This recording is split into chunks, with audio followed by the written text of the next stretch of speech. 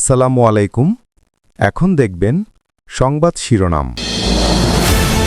খালেদা জিয়ার শারীরিক অবস্থার সংকটময়, দোয়া মাহফিলে জানালেন মির্জা ফখরুল। বিএফইউজের কাউন্সিলে বললেন নির্বাচনের মাধ্যমে গণতন্ত্রের ফেরার অপেক্ষায় জাতি। এই সোশ্যাল মিডিয়াতে এমনভাবে সকলের সম্পর্কে যে নেগেটিভ প্রচারণা চালানো হয়, তাতে করে কিন্তু গণতন্ত্র শক্তিশালী হয় না। এক ধরনের একটা নৈরাজ্য সৃষ্টি করবার চেষ্টা চলছে। দেশ ফ্যাসিবাদ মুক্ত হলেও পুরোপুরি নির্মূল হয়নি। নির্বাচনী গণসমাবেশে জামায়াত আমির বললেন জনগণ যে দলকে বেছে নেবে সমর্থন থাকবে। জনগণ যদি মহান আল্লাহর ইচ্ছায় আমাদেরকে নির্বাচিত করে, ইনশাআল্লাহ আমরা আপনাদেরকেও বাদ দিব না, সবাইকে সাথে নিয়ে আমরা দেশ গড়ব ইনশাআল্লাহ। খোলা আকাশের নিচে কড়াইল বস্তির হাজারো পরিবার ধ্বংসস্তূপে খুঁজে বেড়াচ্ছেন শেষ সম্বল। সহায়তা অপ্রতুল বলছেন বস্তিবাসী। অত্যন্ত সংকটময় অবস্থায় আছেন বিএনপি চেয়ারপারসন খালেদা জিয়া। সুস্থ করার সর্বোচ্চ চেষ্টা করছেন বিশেষজ্ঞ চিকিৎসকরা, এমনটাই জানালেন বিএনপি মহাসচিব মির্জা ফখরুল ইসলাম আলমগীর। খালেদা জিয়ার সুস্থতা ও রোগমুক্তি কামনায় জুমার নামাজ শেষে বিশেষ দোয়া ও মোনাজাতের কর্মসূচি পালন করে বিএনপি।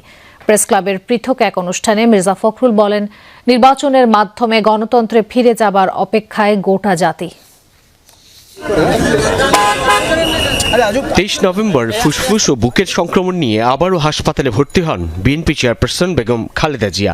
সিসিইউতে দেশি বিদেশি বিশেষজ্ঞ চিকিৎসক ও তাঁর চিকিৎসায় গঠিত মেডিকেল বোর্ডের তত্ত্বাবধানে চিকিৎসা চলছে তার। নানা রোগে আক্রান্ত প্রায় 80 বছর বয়সী খালেদা জিয়া এখন চিকিৎসকদের নিবিড় পর্যবেক্ষণে।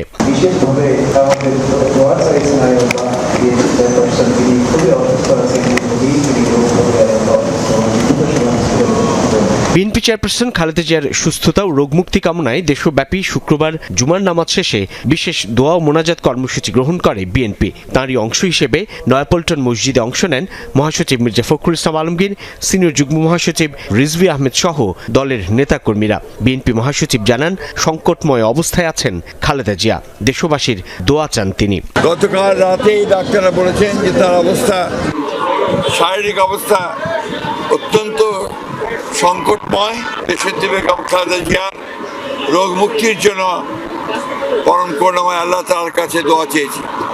আমরা দোয়া চেয়েছি তিনি যেন আল্লাহ যেন তাকে সম্পূর্ণ সুস্থ করে দেন, সুস্থ অবস্থায় আবার জনগণের মাঝে ফিরে এসে তাকে দেশের মানুষের কাজ করার সুযোগ তৈরি করে দেন।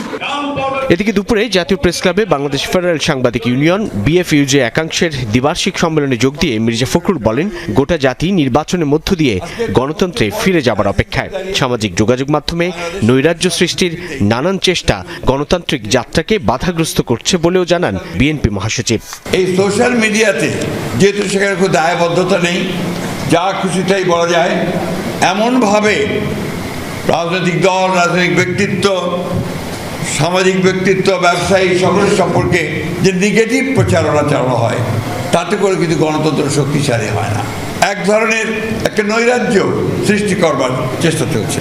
মত প্রকাশের স্বাধীনতা নিশ্চিত করার বিষয়ে দলের অঙ্গীকার পুনর্ব্যক্ত করেন মির্জা ফখরুল।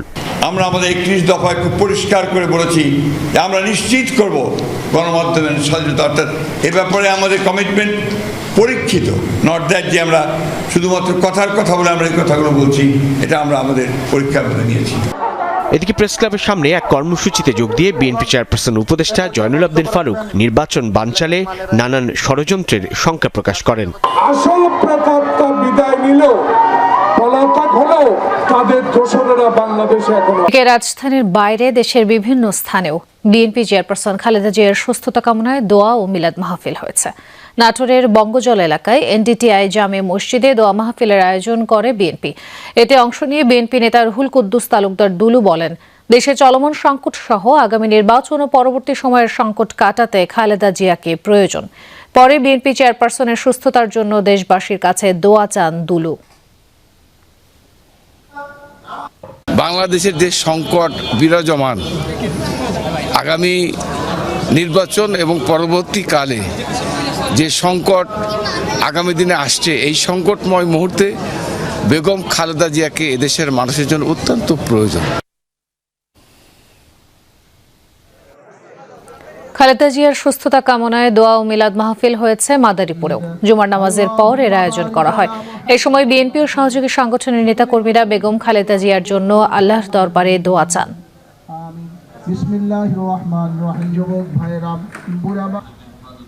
এদিকে টাঙ্গাইলের বেবি স্ট্যান্ড কবরস্থান মসজিদে জুমার নামাজ শেষে খালেদা জিয়ার রোগ মুক্তি কামনায় দোয়ার আয়োজন করে দলের নেতাকর্মীরা। পরে সাংবাদিকদের কাছে দেশ ও জনগণের কল্যাণে খালেদা জিয়ার অবদান তুলে ধরা হয়। নারায়ণগঞ্জের রূপগঞ্জে খালেদা জিয়ার রোগ মুক্তি ও সুস্থতা কামনায় দোয়া মাহফিল হয়েছে। বিকেলে উপজেলার পূর্বাচল সমু মার্কেটে সদর ইউনিয়ন বিএনপির কার্যালয় প্রাঙ্গণে আয়োজন হয়। খালেদা জিয়ার রোগ মুক্তি কামনায় মসজিদে মিলাদ ও দোয়া মোনাজাত হয়েছে পটুয়াখালীর গলাচিপায়। পরে তারেক রহমানের ৩১ দফা বাস্তবায়নের লক্ষ্যে জনসভা হয়। বিএনপি চেয়ারপারসন বেগম খালেদা জিয়া দ্রুত সুস্থতা কামনা করে দেশবাসীর কাছে দোয়া চেয়েছেন প্রধান উপদেষ্টা ডক্টর মোহাম্মদ ইউনূস। বিএনপি চেয়ারপারসনের বর্তমান শারীরিক অবস্থার বিষয়ে গভীর উদ্বেগ প্রকাশ করেছেন প্রধান উপদেষ্টা। খালেদা জিয়ার স্বাস্থ্যের অগ্রগতি সম্পর্কে নিয়মিত খোঁজ খবর রাখছেন তিনি। শুক্রবার সন্ধ্যায় প্রধান উপদেষ্টার প্রেস উইং থেকে পাঠানো এক বিবৃতিতে বলা হয়, খালেদা জিয়ার প্রয়োজনীয় সব চিকিৎসা সহায়তা নিশ্চিত করতে সংশ্লিষ্ট সবার প্রতি নির্দেশ দিয়েছেন ডক্টর ইউনূস। প্রধান উপদেষ্টা বলেন, বেগম খালেদা জিয়ার চিকিৎসায় যেন কোনো ধরনের ঘাটতি না থাকে। প্রয়োজনীয় সব ধরনের সহযোগিতা দিতে সরকার প্রস্তুত। গণতান্ত্রিক উত্তরণের এই সময়ে খালেদা জিয়া জাতির জন্য ভীষণ রকম অনুপ্রেরণা বলে উল্লেখ করেন ডক্টর ইউনূস। বলেন, তার সুস্বাস্থ্য দেশের জন্য অত্যন্ত গুরুত্বপূর্ণ। সংশ্লিষ্ট সকলকে প্রয়োজনীয় সব সহায়তা ও সমন্বয়ে সার্বক্ষণিক প্রস্তুত থাকার নির্দেশ প্রদান করেন ডক্টর ইউনূস। জামায়াতে ইসলামীর প্রচার সমাবেশে হামলার জবাব ভোটের মাধ্যমে দিবে জনগণ। ঢাকা ১৭ আসনের উদ্যোগে যুব ছাত্র ও নাগরিক গণসমাবেশে মন্তব্য করেন দলটির আমির ডক্টর শফিকুর রহমান। জানান, দেশে ফ্যাসিবাদের পতন হলেও পুরোপুরি নির্মূল হয়নি। এদিকে রাজধানীর ভিন্ন এক অনুষ্ঠানে দলটির সেক্রেটারি জেনারেল বলেন, দুর্নীতিমুক্ত বাংলাদেশ, সামাজিক ন্যায় বিচার প্রতিষ্ঠার মতো ইস্যুতে দরকার রাজনৈতিক দলগুলোর ঐকমত্য। সকালে রাজধানীর ভাসানটেক মাঠে ঢাকা ১৭ আসনের উদ্যোগে যুব ছাত্র ও নাগরিক গণসমাবেশের আয়োজন করে জামায়াতে ইসলামী। অনুষ্ঠানে প্রধান অতিথির বক্তব্যে দলটির আমির ডাক্তার শফিকুর রহমান বলেন, প্রচারে হামলা চালালেও জনগণ দলকে ভুলবে না। পুরাতন সন্ত্রাসীরা নতুন রূপে আত্মপ্রকাশ করতে যাচ্ছে। কোথাও আমাদের প্রচার মিছিলে গুলি চালানো হচ্ছে, কোথাও মাহবুবদের উপর হামলা করা হচ্ছে। এর জবাব অতীতে যারা এমনটা করেছিল তারা পেয়েছে, আপনারাও পাবেন।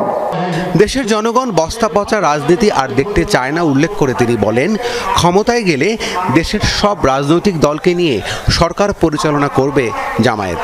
জনগণ যদি মহান আল্লাহর ইচ্ছায় আমাদেরকে নির্বাচিত করে, ইনশাআল্লাহ আমরা আপনাদেরকেও বাদ দিব। দলকে নিয়ে সরকার পরিচালনা করবে জামায়াত। জনগণ যদি মহান আল্লাহর ইচ্ছায় আমাদেরকে নির্বাচিত করে, ইনশাআল্লাহ আমরা আপনাদেরকেও বাদ দিব না। সবাইকে সাথে নিয়ে আমরা দেশ গড়ব ইনশাআল্লাহ।